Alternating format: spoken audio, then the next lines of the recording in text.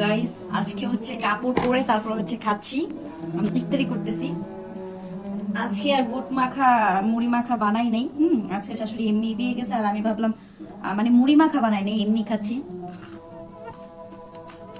আজকেও হচ্ছে আমার বোন নাই, আমি একা একা খাইতেছি, তো ওই জন্য আর কি এগুলা মাখা বানাই নাই। আমি একটা দুইটা খেয়ে তারপর হচ্ছে ভাত খাবো।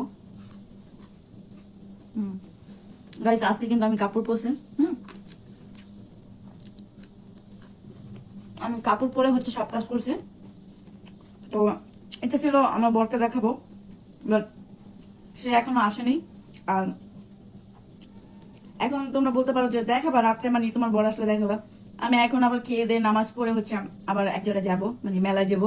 তোমরা হচ্ছে ভিডিওটা দেখতে পারবে। ওই যে মানে কসমেটিক্স তারপর কাপড় চোপড় মেলা থাকে না, ওইসব মেলায় যাব। তো আজকে যেহেতু বুধবার, তো আজকে মেলা আছে, এর জন্য আজকে যাওয়া হবে। তো এগুলা তো পরে আর যেতে পারবো না, আমরা অবশ্যই চেঞ্জ করতে হবে। তো আস্তে আস্তে অনেক রাত হবে, আর চেঞ্জ করলে তো অবশ্যই দেখতে পারবে না। যাই হোক, ব্লগ বানিয়েছে ওইটাই দেখে নিবে না। যদিও ওর জন্য আজকে পড়ছিলাম, বাট দেখানো হলো না। যাই হোক গাইস, আল্লাহ হাফিজ, বাই বাই, সবাই ভালো থেকো।